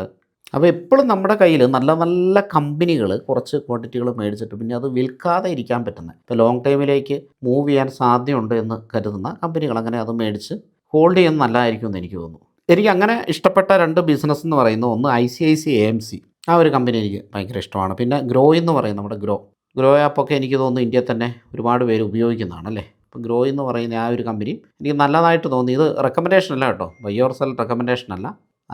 വളരെ ചെറിയ ക്വാണ്ടിറ്റീസ് ഞാൻ വാങ്ങി ഹോൾഡ് ചെയ്യുന്നുണ്ട്. പക്ഷേ വാങ്ങലും സംഭവങ്ങളൊക്കെ നമ്മുടെ ബജറ്റും കാര്യങ്ങളൊക്കെ വന്ന് നിങ്ങൾ നോക്കുക. ഈ ബജറ്റും കാര്യങ്ങളും ഉള്ളതുകൊണ്ട് ചെറിയ ക്വാണ്ടിറ്റി ആണ് വാങ്ങിയേക്കുന്നത്. അപ്പോൾ ഒരിക്കലും ഒരു റെക്കമെൻഡേഷനോ ഒന്നും അല്ല. എനിക്ക് അതിൻ്റെ ബിസിനസ്, അവരുടെ പരിപാടികൾ നന്നായിട്ട് തോന്നി, അതുകൊണ്ട് പറഞ്ഞു എന്ന് മാത്രം. അടുത്ത ഒരു കമൻറ്റ് വന്നിരിക്കുന്നത്, can you please suggest best monthly SIP mutual funds four 10,000 monthly, 10,000 രൂപ പെർ മന്ത് ഉപയോഗിച്ചിട്ട് ചെയ്യാവുന്ന മ്യൂച്വൽ ഫണ്ട്സ്. അപ്പോൾ അതിന് ഞാൻ റിപ്ലൈ കൊടുത്തത് ഓരോരുത്തരുടെ റിസ്ക് പ്രൊഫൈൽ അനുസരിച്ചിട്ട് അത് വ്യത്യാസപ്പെട്ടിരിക്കും എന്നുള്ളതാണ്. അപ്പോൾ ഇത് ശരിക്കും പറഞ്ഞിട്ടുണ്ടെങ്കിൽ ഒരു നല്ല ക്വസ്റ്റ്യനാണ്. എന്നാൽ ഇതിൻ്റെ ആൻസർ കുറച്ച് ബുദ്ധിമുട്ടുമാണ്. ഞാനൊന്ന് എക്സ്പ്ലെയിൻ ചെയ്യാൻ ശ്രമിക്കാം. ഫസ്റ്റ് ഓഫ് ഓൾ പറയട്ടെ, ഞാൻ ആംഫി രജിസ്റ്റേർഡ് മ്യൂച്വൽ ഫണ്ട് ഡിസ്ട്രിബ്യൂട്ടറാണ്. അതുകൊണ്ട് ആ ഒരു നിയമത്തിൻ്റെ ഇതിൽ നിന്നിട്ട് ആണ് ഞാൻ ഈ കാര്യങ്ങൾ പറയുന്നത്.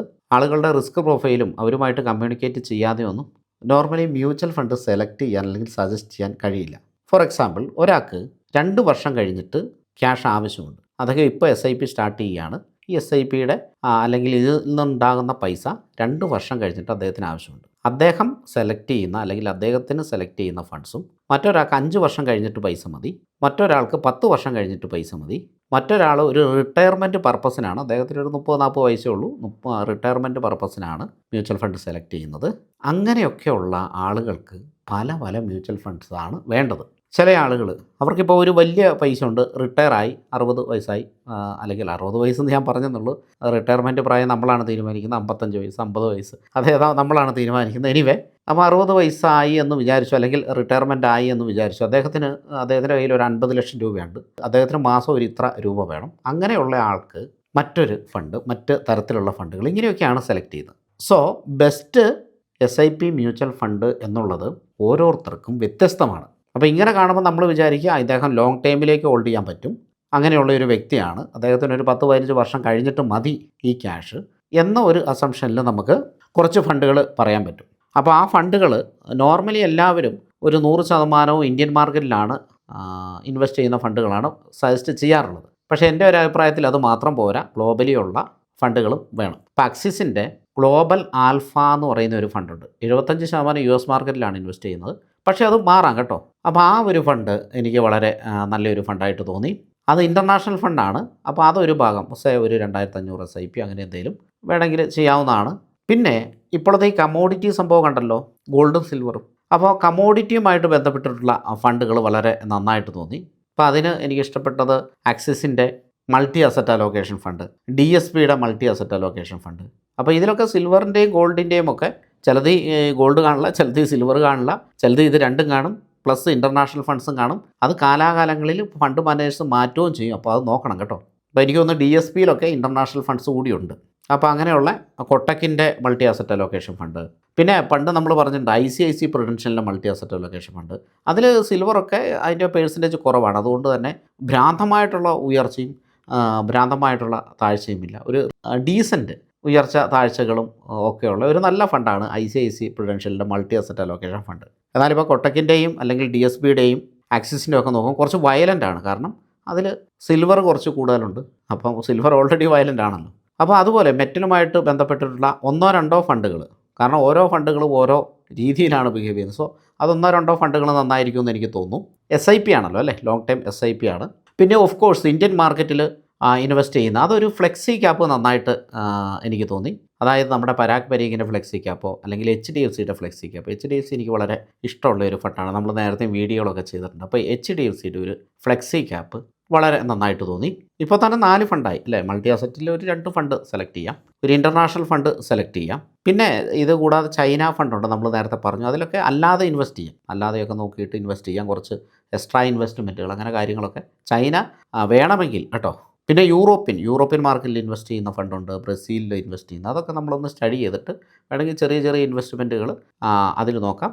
പിന്നെ എമർജൻസി സിറ്റുവേഷന് വേണ്ടിയിട്ട് എപ്പോഴും നമ്മുടെ കയ്യിലൊരു ഡെറ്റ് ഫണ്ട് 1 2 എത്രയോ എങ്കിലും ആ ഡെറ്റ് ഫണ്ടുകൾ ഉണ്ടാകണം. അത് മസ്റ്റാണ്. ഡെറ്റ് ഫണ്ടുകൾ നിർബന്ധമായിട്ടും അത് മസ്റ്റാണ്. കാരണം ഇത് പറഞ്ഞു വന്നപ്പോഴാണ് മറ്റൊരു കാര്യം ആലോചിച്ചത്. ഇപ്പോൾ FDയുടെ റിട്ടേണിൻ്റെ അടുത്ത് തന്നെയായിരിക്കും ഡെറ്റ് ഫണ്ടുകളിലും റിട്ടേൺ കിട്ടുക അല്ലേ. ചിലതിന് FDനെ കഴിഞ്ഞും കുറച്ച് കുറവായിരിക്കും. ഇപ്പോൾ FDയുടെ റിട്ടേൺ അങ്ങനെയാണ് ആളുകൾ കണക്ക് കൂട്ടുന്നത്. അപ്പോൾ അതാണ് നമുക്ക് ഡെറ്റ് ഫണ്ടിൽ കിട്ടുന്നത്. എന്നാൽ എന്തുകൊണ്ട് FD ഇട്ടുകൂടാ എന്ന് വേറെ ഒരു ക്ലയൻറ്റ് എന്നോട് ചോദിച്ചു. അപ്പോൾ ഞാൻ അവർക്ക് അന്നേരം സമയക്കുറവായിരുന്നു, അതുകൊണ്ട് എക്സ്പ്ലെയിൻ ചെയ്യാൻ പറ്റിയില്ല. ഇത് മൊത്തത്തിൽ എല്ലാവരും അറിഞ്ഞിരിക്കേണ്ട ഒരു സംഭവമാണ്. അതുകൊണ്ട് ഞാനിവിടെ എക്സ്പ്ലെയിൻ ചെയ്യാം. നമ്മൾ FD ഇട്ടാൽ ഇപ്പോൾ 1 വർഷത്തേക്കാണ് FD ഇടുന്നത്. 1 വർഷം കഴിയുമ്പോൾ നമുക്ക് ഇൻട്രസ്റ്റും സംഭവം അത് നമുക്ക് പുതുക്കിയിടുകയോ തിരിച്ചെടുക്കുകയോ ചെയ്യണം അല്ലേ. ഒന്നെങ്കിൽ പുതുക്കിയിടണം. ഈ പുതുക്കിയിടുമ്പോൾ കട്ട് ചെയ്യുന്ന ഒരു സാധനമുണ്ട്, ടാക്സ്, TDS കട്ട് ചെയ്യില്ലേ. അപ്പോൾ എല്ലാ വർഷവും ഈ പുതുക്കിയിടുമ്പോൾ എല്ലാ വർഷവും ടാക്സ് എന്ത് ചെയ്യും, കട്ട് ചെയ്യും. അപ്പോൾ അതേ റിട്ടേൺ തന്നെ ഡെറ്റ് ഫണ്ടിൽ കിട്ടുന്നുണ്ട് എന്ന് വിചാരിക്കുക. ഇപ്പോൾ 1 വർഷമായി, നമുക്കിവിടെ പുതുക്കിയിടേണ്ട ഒരു ആവശ്യമില്ല. ഇത് വിൽക്കാത്തടത്ത് പുതുക്കിയിടുക എന്ന് പറയുന്നത് വിൽക്കുക അല്ലേ, വിറ്റിട്ട് വീണ്ടും ഇടുക. അതാണ് FDയിലും അങ്ങനെയല്ല സംഭവിക്കുന്നത്. തിരിച്ചെടുത്തിട്ട് പിന്നെ ഇടുന്നു അല്ലേ. എന്നാൽ മ്യൂച്വൽ ഫണ്ടിൽ ഇതൊരു വളർച്ചയുണ്ടല്ലോ, FDയുടെ ഒരു റിട്ടേൺ കിട്ടുമെന്ന് കണക്ക് കൂട്ടിക്കും. പക്ഷേ നമുക്ക് ഈ തിരിച്ചിടേണ്ട സംഭവമില്ല. നമ്മൾ വിൽക്കാത്തടത്തോളം കാലം ഇതിന് ടാക്സ് അടയ്ക്കേണ്ട. ഫോർ എക്സാമ്പിൾ, നിങ്ങളൊരു 50 ലക്ഷം രൂപ ലിക്വിഡ് ഫണ്ടിൽ ഇട്ടു, അങ്ങനെ വിചാരിച്ചു. നിങ്ങൾക്ക് അടുത്ത വർഷം ഒരു 2 ലക്ഷം രൂപ വേണം. അപ്പോൾ നിങ്ങൾ ഈ 2 ലക്ഷം രൂപ പിൻവലിച്ചു. ഈ 2 ലക്ഷം രൂപയ്ക്ക് മാത്രം ടാക്സ് അടച്ചാൽ മതിയല്ലോ. ബാക്കി 48 ലക്ഷം രൂപയ്ക്ക് ടാക്സ് അടയ്ക്കേണ്ട. എന്നാൽ FD ആണെങ്കിലോ 50 ലക്ഷം രൂപ ഇൻവെസ്റ്റ് ചെയ്തു. അടുത്ത വർഷം ഇത് പുതുക്കിയിടണം. അപ്പോൾ 50 ലക്ഷം രൂപയ്ക്ക് ഒരു ഇൻട്രസ്റ്റ് കിട്ടും. ഈ ഇൻട്രസ്റ്റിൻ്റെ മൊത്തം എത്ര ഇൻട്രസ്റ്റ് കിട്ടുന്നു അല്ലേ, അതിൻ്റെ മൊത്തം ടാക്സ് പേ ചെയ്യേണ്ടി വരും നമ്മളല്ലേ. TDS എന്തായാലും പിടിക്കും. ആ പിടിച്ചതിന് ശേഷം നമുക്ക് ഇങ്ങോട്ട് കിട്ടുള്ളൂ. എല്ലാ വർഷവും ഇത് റിപ്പീറ്റ് ചെയ്യും. എന്നാൽ ലിക്വിഡ് ഫണ്ടിൽ ഇട്ട ഒരാൾക്ക് അടുത്ത വർഷം 2 ലക്ഷം രൂപ വേണം. അദ്ദേഹം അത് പിൻവലിച്ചു. അദ്ദേഹത്തിൻ്റെ ക്യാപിറ്റൽ ഗെയിൻ എത്രയാണോ അദ്ദേഹത്തിന് കിട്ടിയ ലാഭം, പിന്നെ ആ ലാഭത്തിന് നമ്മുടെ ടാക്സ് സ്ലാബ് അനുസരിച്ചായിരിക്കും ടാക്സ് കൊടുക്കേണ്ടി വരിക. പിന്നെ അല്ലാതെ തന്നെ നമുക്ക് ക്യാപിറ്റൽ ഗെയിൻ ടാക്സിൻ്റെ ഒരു സംഭവം ഉണ്ട് അല്ലേ, അറിയാലോ. 1 വർഷം കഴിഞ്ഞിട്ടുള്ളത്. അപ്പോൾ ഈ ലിക്വിഡ് ഫണ്ടിൽ അത് അത്ര ബാധകമല്ല, 2 വർഷവും കണ്ടാണ് അതിൻ്റെ കാലാവധി. ബട്ട് നമുക്ക് കിട്ടിയ ലാഭം എത്ര, ഈ 2 ലക്ഷം രൂപ അതിൽ നമുക്ക് കുറച്ച് യൂണിറ്റുകൾ വിറ്റിട്ടായിരിക്കുമല്ലോ 2 ലക്ഷം രൂപ നമ്മൾ എടുക്കുക. അതിൽ കുറച്ച് മുതലും ഉണ്ടാവും. അപ്പോൾ അതും കഴിഞ്ഞിട്ടുള്ള ചെറിയ പൈസയ്ക്ക് മാത്രമാണ് നമ്മൾ ടാക്സ് കൊടുക്കേണ്ടി വരിക. അല്ലാതെ ഈ 50 ലക്ഷം രൂപയ്ക്കും ടാക്സ് കൊടുക്കണ്ട. പിന്നെ അത് കഴിഞ്ഞിട്ട് ഒരു 2 വർഷം കഴിയുമ്പോൾ അദ്ദേഹത്തിന് ഒരു 3 ലക്ഷം രൂപ ആവശ്യമുണ്ട്, അല്ലെങ്കിൽ 1 ലക്ഷം രൂപ ആവശ്യമുണ്ട്, അല്ലെങ്കിൽ 50,000 രൂപ ആവശ്യമുണ്ട്. അത് പിൻവലിക്കുമ്പോൾ അതിനകത്ത് മുതലും ഉണ്ടാകും, കിട്ടുന്ന ഇൻട്രസ്റ്റും ഉണ്ടാകും. ആ ഇൻട്രസ്റ്റിന് റിലാക്സേഷൻ, ടാക്സ് റിലാക്സേഷനൊക്കെ ഉണ്ട് കേട്ടോ. അപ്പം ആ ഇൻട്രസ്റ്റിന് എങ്ങനെയാണോ ടാക്സ് കൊടുക്കേണ്ടത് ആ ഒരു രീതിയിലാണ് നമ്മൾ വളരെ ചെറിയ ഇതേ ഉണ്ടാവുള്ളൂ. അപ്പോൾ അവിടെ ഭയങ്കരമായിട്ട് നമുക്ക് ടാക്സ് ലാഭിക്കാനായിട്ട് സാധിക്കും. എന്നാൽ FDയിൽ അങ്ങനെയല്ല. അപ്പോൾ ഇത് ഞാൻ ഒരു വീഡിയോ ആയിട്ട് ചെയ്യണമെന്ന് വിചാരിച്ചാണ്, സമയക്കുറവുള്ളതുകൊണ്ട് ചെയ്തില്ല. വെരി ലെങ്തി വീഡിയോ ആണ് ഇന്നത്തെ കേട്ടോ. പക്ഷേ അത് ആവശ്യമുള്ളവർ കണ്ടാൽ മതി, അല്ലാത്തവർക്ക് സ്കിപ്പ് ചെയ്ത് പോകാം. നമ്മുടെ മെയിൻ കണ്ടൻറ്റ് കഴിഞ്ഞു. എന്നാൽ പോലും കുറേ പേർക്ക് ഈ റിപ്ലൈ കൊടുത്തു കഴിഞ്ഞിട്ടുണ്ടെങ്കിൽ കണ്ടോ ഞാനിവിടെ ഇതിന് റിപ്ലൈ കൊടുത്തേക്കുന്നത് നോ എന്നാണ്. കാരണം നമുക്ക് എത്ര ടൈപ്പ് ചെയ്ത് എത്ര മനസ്സിലാക്കാൻ പറ്റും, പറഞ്ഞ് മനസ്സിലാക്കാൻ പറ്റും. പറഞ്ഞ് മനസ്സിലാക്കാം, ഈ ടൈപ്പ് ചെയ്ത് ഒക്കെ മനസ്സിലാക്കാൻ ഒന്ന് സമയത്തിൻ്റെ പ്രശ്നവും കാര്യങ്ങളൊക്കെ ഉണ്ടാവും. ഇപ്പോൾ വീഡിയോയ്ക്ക് വേണ്ടി ഇരുന്നപ്പോൾ ഇതെൻ്റെ മനസ്സിലുണ്ടായിരുന്നു. 6 ദിവസം മുമ്പ് വന്ന കമൻറ്റാണ്. ബാലു ഫോർജ് 600 രൂപയ്ക്ക് വാങ്ങി 552 രൂപയാണ്, അല്ല 600 ഫോർ 552, 552 രൂപയ്ക്ക് 600 ക്വാണ്ടിറ്റി വാങ്ങിയെന്നായിരിക്കും അല്ലേ. Is it better to do average or not? ഒരു കാരണവശാലും സ്റ്റോക്ക് ആവറേജ് ചെയ്യരുത്. അപ്പോൾ ഞാനിവിടെ നോന്ന് മാത്രം എഴുതിയിട്ടുള്ളൂ. സ്റ്റോക്ക് ആവറേജ്, കാരണം ഈ സ്റ്റോക്ക് എവിടെ വരെ പോകുന്നു ഇതൊന്നും നമുക്കറിയത്തില്ല. താഴേക്ക് പോകുന്ന സ്റ്റോക്ക് എവിടെ വരെയും പോകാം അല്ലേ. പക്ഷേ നിങ്ങളൊരു നിഫ്റ്റി 50 ETF ആണ് വാങ്ങുന്നതെങ്കിൽ ആവറേജ് ചെയ്യാം, ഒരു കുഴപ്പമില്ല. കാരണം എന്തൊക്കെയാണെങ്കിലും നിഫ്റ്റി 50 എന്ന് പറയുന്ന ഇൻഡെക്സ് മുകളിലേക്ക് പോകും. അത് കുറേ സമയം എടുത്തിട്ടാണെങ്കിലും മുകളിലേക്ക് പോകാനാണ് സാധ്യത അല്ലേ. അതങ്ങനെ താഴേക്ക് വരുന്നതോ ഒന്നും നമ്മുടെ ഗവൺമെൻറ് സമ്മതിക്കില്ല. അല്ല, താഴേക്ക് വരുന്നത് സമ്മതിക്കില്ല എന്നല്ല, ഒരുപാട് കാലം അതങ്ങനെ പൊട്ടിപ്പൊളിഞ്ഞ് സീറോ ആകുന്നു അങ്ങനെയൊന്നുമില്ല. എന്നാൽ ഒരു സ്റ്റോക്കിന് സീറോ ആകാം, 50% ഇടിയാം, 80% ഇടിയാം, ഇതെല്ലാം സ്റ്റോക്കിൽ സംഭവിക്കും. അതുകൊണ്ട് ആവറേജ് ചെയ്യുക എന്നൊരു കൺസെപ്റ്റ് ഒരു കാരണവശാലും ഇൻഡിവിജ്വൽ സ്റ്റോക്കിൽ എടുക്കാതിരിക്കുക. മറിച്ച് നല്ല സ്ട്രോങ് ആയിട്ടുള്ള ഇൻഡെക്സ് ETF-കളിൽ ഞാനിപ്പോൾ പറഞ്ഞു, നിഫ്റ്റി 50, നെക്സ്റ്റ് 50, നിഫ്റ്റി 500, നിഫ്റ്റി 200, അതിൽ മൊമെൻറ്റം ഫണ്ടുകൾ, വാല്യൂ ഫണ്ടുകൾ, ഇനി മിഡ് ക്യാപ്പ്. ഈ മിഡ് ക്യാപ്പും ഓക്കെയാണ്, പക്ഷേ സ്മോൾ ക്യാപ്പിലേക്ക് വരുമ്പോൾ ഒന്ന് ചവിട്ട് കേട്ടോ. സ്മോൾ ക്യാപ്പ് കുറച്ച് ഡേഞ്ചറാണ്, കാരണം ചിലപ്പോൾ വർഷങ്ങളോളം പെർഫോം ചെയ്യാതെ ഇരുന്നേക്കാം. എന്നാൽ ലാർജ് ക്യാപ്പ് അങ്ങനെയല്ല. ഇപ്പോൾ ലാർജ് ക്യാപ്പ് ബേസ്ഡ് ETF-കൾ, പിന്നെ മ്യൂച്വൽ ഫണ്ടുകൾ, നല്ല നല്ല മ്യൂച്വൽ ഫണ്ടുകൾ, ഇവിടെയൊക്കെ ഇൻവെസ്റ്റ് ചെയ്യാം. മാർക്കറ്റ് നല്ല രീതിയിൽ മുകളിലേക്ക് പോകുമ്പോൾ മൾട്ടി ക്യാപ്പ് ഫണ്ടുകളുണ്ട്. മൾട്ടി ക്യാപ്പ് ഫണ്ടുകൾ അതിപ്പോൾ പെർഫോം ചെയ്യുന്നില്ല, കാരണം അതിൽ സ്മോൾ ക്യാപ്പ് ഉള്ളതുകൊണ്ടാണ്. എന്നാൽ നല്ല രീതിയിൽ മാർക്കറ്റ് മുകളിലേക്ക് പോകുമ്പോൾ നല്ല മൊമെൻറ്റം ഉള്ളപ്പം ഈ മൾട്ടി ക്യാപ്പ് ഫണ്ടുകൾ നല്ല രീതിയിൽ പെർഫോം ചെയ്യും. അപ്പോൾ ഞാൻ നേരത്തെ SIPയുടെ ലിസ്റ്റ് ഒരാൾ ചോദിച്ചപ്പം ഈ മൾട്ടി ക്യാപ്പ് ഫണ്ട് ഒഴിവാക്കിയത് എൻ്റെ പോർട്ട്ഫോളിയോയിലുണ്ട്. പക്ഷേ മാർക്കറ്റ് നല്ല രീതിയിൽ മുകളിലേക്ക് പോകുമ്പോൾ ഫ്ലെക്സി ക്യാപ്പിനെക്കാളും കൂടുതൽ പെർഫോം ചെയ്യുക മൾട്ടി ക്യാപ്പ് ആയിരിക്കും നോർമലി. സ്മോൾ ക്യാപ്പും കൂടെ പെർഫോം ചെയ്യുന്നവർ ഇത് വരുമ്പോൾ. പക്ഷേ മാർക്കറ്റ് സൈഡ് വേസ് അങ്ങനെയുള്ള ചെറിയ മൂവ്മെൻറ്റ്, അപ്പ് മൂവ്മെൻറ്റ് അങ്ങനെയൊക്കെ ആകുമ്പോൾ ഫ്ലെക്സി ക്യാപ്പായിരിക്കും കൂടുതൽ പെർഫോം ചെയ്യുക കേട്ടോ. അത് ഞാൻ ഈ പറഞ്ഞു വന്നപ്പോൾ പറഞ്ഞു എന്നേ ഉള്ളൂ. അപ്പോൾ നമ്മൾ ആവറേജ് ചെയ്യുമ്പോഴും ശ്രദ്ധിക്കണം. ഇപ്പോൾ സ്മോൾ ക്യാപ്പ് ഫണ്ട് എടുത്തിട്ട് മ്യൂച്വൽ ഫണ്ടാണ്, ഇത് ആവറേജ് ചെയ്യാലോ എന്ന് കരുതി ഒരുപാട് ആവറേജ് ചെയ്യുന്ന മണ്ടത്തരമാണ്. അതിന് കാരണം ഇത് വർഷങ്ങളോളം പെർഫോം ചെയ്യാതിരുന്നിട്ടുണ്ട്. ഒരു ഇൻവെസ്റ്റർ ഇൻവെസ്റ്റ് ചെയ്തിട്ട് അദ്ദേഹത്തിന് റിട്ടേൺ കിട്ടുന്നില്ലെങ്കിൽ അദ്ദേഹം മാനസികമായിട്ട് അല്ലേ ഡെസ്പാകും. ഇപ്പോൾ ഒരു വർഷമായിട്ട് റിട്ടേൺ കിട്ടുന്നില്ലെങ്കിൽ എല്ലാവരും ഡെസ്പാകാൻ സാധ്യതയുണ്ട്. എൻ്റെ പോർട്ട്ഫോളിയോയിലും അങ്ങനെ ഒരുപാട് മ്യൂച്വൽ ഫണ്ട്, ഇന്ത്യൻ മ്യൂച്വൽ ഫണ്ടുണ്ട്, റിട്ടേൺ ഇല്ല. പക്ഷേ നമുക്കറിയാം അത് കയറിപ്പോകും, കയറി വരുമെന്നുള്ളത്. കാരണം ഇതിനു മുമ്പും 1 വർഷവും 2 വർഷമൊക്കെ പെർഫോം ചെയ്യാത്ത കാലങ്ങളുണ്ടായിട്ടുണ്ട്. നമ്മളെ കഴിഞ്ഞ് വളരെ ഡെവലപ്ഡ് രാജ്യമാണ് ചൈന. ചൈനീസ് മാർക്കറ്റ് 3 വർഷം പെർഫോം ചെയ്യാത്ത സമയം ഉണ്ടായിട്ടുണ്ട്. അമേരിക്കൻ മാർക്കറ്റ് 4-5 വർഷം പെർഫോം ചെയ്യാത്ത സമയം ഉണ്ടായിട്ടുണ്ട്. എന്നിട്ട് അതെല്ലാം കയറി വന്നില്ലേ. ഇന്ത്യ മോശം കൺട്രി ഒന്നുമല്ല, ഇന്ത്യൻ മാർക്കറ്റും കയറി വരും. അത് നമുക്കറിയാവുന്നത് കൊണ്ട് നമുക്കത് ഹോൾഡ് ചെയ്യാൻ കുഴപ്പമില്ല. എന്നാൽ അതറിയില്ലാത്തവർക്ക് ഭയങ്കര ഒരു ബുദ്ധിമുട്ടായിരിക്കും ഹോൾഡ് ചെയ്യാനായിട്ട്. അപ്പോൾ നമ്മൾ മ്യൂച്വൽ ഫണ്ട് സെലക്ട് ചെയ്യുമ്പോൾ ശ്രദ്ധിക്കുക, സ്റ്റോക്കുകൾ ആവറേജ് ചെയ്യാതിരിക്കുക. സാറൊരു സംഭവം തന്നെ ആണോ. ഇതാണ് Motilal Oswald large and mid cap fund hold and cell. അപ്പോൾ ഇത് ലാർജ് ക്യാപ്പും മിഡ് ക്യാപ്പിലുമാണ് ഇൻവെസ്റ്റ് ചെയ്യുന്നത് നമുക്കറിയാം. മോട്ടിലാൽ ഓസ്വാളിൻ്റെ ഈ ഫണ്ട് ഒരു കാലത്ത് നമ്പർ 1 പൊസിഷനിൽ നിന്നാണ്, ഇപ്പോൾ അത് മാറിയിട്ടുണ്ട്. അവരുടെ ഫണ്ട് ഇച്ചിരി വീക്കാണ്. അപ്പോൾ ഇതിന് പകരമായിട്ട് മറ്റൊരു ഫണ്ടുണ്ട്, ബന്ധൻ്റെ large and mid cap fund. അത് ഇതിനെക്കഴിഞ്ഞ് കുറച്ചും കൂടെ സ്ട്രോങ് ആയിട്ട് ഇപ്പോൾ കാണിക്കുന്നുണ്ട്. പക്ഷേ ഇതിനു മുമ്പ് അത് മോട്ടിലാൽ ഓസ്വാൾ തന്നെയായിരുന്നു കാണിച്ചുകൊണ്ടിരുന്നത്. ഫണ്ടുകളിൽ അങ്ങനെ സംഭവിക്കാം. കാരണം ഈ ലാർജ് ആൻഡ് മിഡ് ക്യാപ്പ് എന്ന് പറയുന്ന ഫണ്ടുകൾ ഒരുപാടുണ്ട്. എണ്ണം ഞാൻ ഓർക്കുന്നില്ല, എന്നാലും ഒരു എക്സാമ്പിൾ 20 എണ്ണം ഉണ്ടെന്ന് കൂട്ടിക്കോളൂ, 20 ഫണ്ടുണ്ട് എന്ന് കൂട്ടിക്കോളൂ. ഈ 20 ഫണ്ടിൻ്റെയും ഫണ്ട് മാനേജേഴ്സ് വേറെ വേറെ ആയിരിക്കുമല്ലോ. കാരണം ഇത് 20 AMC എന്നായിരിക്കും വരിക. അപ്പോൾ ഫണ്ട് മാനേജേഴ്സ് വേറെ ആയിരിക്കും. അപ്പോൾ ഒരു ഫണ്ട് പെർഫോം ചെയ്യുമ്പം അടുത്ത മാനേജർ വെറുതെ ഇരിക്കുമോ? ഇല്ല. അയാളുടെ ഫണ്ട് കയറ്റാനുള്ള പരിപാടികൾ ആസൂത്രണം ചെയ്യും, നടപ്പിലാക്കുകയും ചെയ്യും. ഇപ്പോൾ മോട്ടിലാൽ ഓസ്വാൾ ഇച്ചിരി ഡൗൺ ആയിട്ട് നിൽക്കുന്നു, പെർഫോമൻസ് കുറച്ച് കുറഞ്ഞ് നിൽക്കുന്നു എന്ന് കരുതി അത് കയറിപ്പോവില്ല എന്നില്ല. കാരണം അവരും വെറുതെ ഇരിക്കില്ല. കാരണം ഒരിടയ്ക്ക് നല്ല രീതിയിൽ പെർഫോം ചെയ്തുകൊണ്ടിരുന്ന ഫണ്ടാണ്, എൻ്റെ കയ്യിൽ പേഴ്സണലി ഉള്ള ഫണ്ടാണ് കേട്ടോ.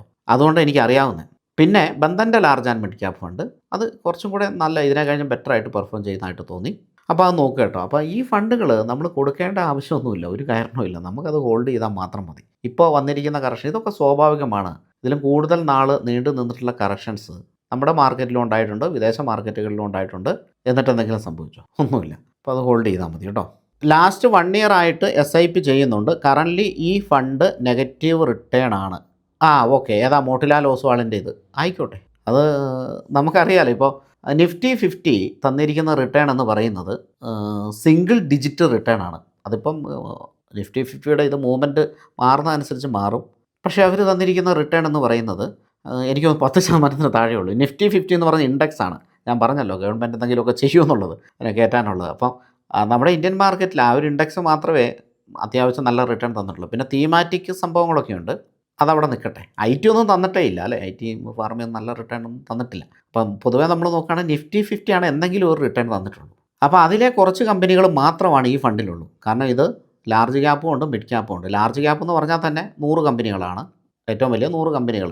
പക്ഷേ നിഫ്റ്റി 50ൽ 50 കമ്പനികളെ വരുന്നുള്ളൂ അല്ലേ.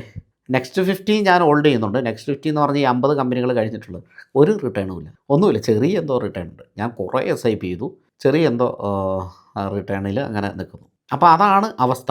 പിന്നെ മിഡ് ക്യാപ്പ് വലിയ റിട്ടേൺ ഇല്ല. പിന്നെ സ്മോൾ ക്യാപ്പ് അത് ഇതിലില്ല, അപ്പോൾ പറയണ്ട, അത് നെഗറ്റീവ് റിട്ടേൺ ആണ് സ്മോൾ ക്യാപ്പ്. മിഡ് ക്യാപ്പ് വളരെ ചെറിയൊരു റിട്ടേൺ. അപ്പോൾ ഇങ്ങനെ റിട്ടേൺ ഇല്ലെങ്കിൽ ഈ റിട്ടേൺ വന്നിട്ടുള്ള സാധനങ്ങൾ കഴിഞ്ഞ വർഷം എനിക്ക് തോന്നുന്നു തുടക്കം തൊട്ട് തന്നെ ഞാൻ ഏപ്രിൽ തൊട്ടും കണ്ടാണ് സിൽവറിലാണോ ഗോൾഡിനാണോ ഡെയിലി SIP ഒരു 100 രൂപ സ്റ്റാർട്ട് ചെയ്തായിരുന്നു. അപ്പോൾ നമ്മുടെ അസറ്റ് പ്ലസിൽ അത് ഈസി ആയിട്ട് ചെയ്യാൻ പറ്റും. എല്ലാ മ്യൂച്വൽ ഫണ്ടുകളും ഒട്ടുമിക്ക എല്ലാം നല്ല ഒട്ടുമിക്ക മ്യൂച്വൽ ഫണ്ടുകളും ഡെയിലി SIP ചെയ്യാൻ പറ്റും. ഞാനന്ന് സിൽവറിലാണോ ഗോൾഡിലാണ് ചെയ്തത്. 100 രൂപ വെച്ചിട്ട് ഡെയിലി SIP ചെയ്തു.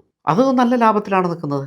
സോ നമുക്കിവിടെ ലാഭമില്ലെങ്കിൽ ഏതൊക്കെ ഫണ്ടുകളാണ് ലാഭത്തിലേക്ക് മൂവ് ചെയ്യുന്നതെന്ന് നോക്കുക, അതായത് നമുക്ക് പ്രോഫിറ്റ് വരുന്നതെന്ന് നോക്കുക, അതിൽ ചെയ്താൽ മതി, വിഷയമൊന്നുമില്ല. അപ്പോൾ ഇത് ഞാൻ വിറ്റിട്ടല്ല അത് ചെയ്തത്. എൻ്റെ കയ്യിൽ ഈ ഫണ്ട് ഇപ്പോഴും ഉണ്ട്, അത് വിറ്റിട്ടല്ല ചെയ്തത്. നമ്മളെപ്പോഴും എല്ലാ മാസവും ഒരു തുക മാറ്റി വെക്കാനായിട്ട് ശ്രമിക്കുക.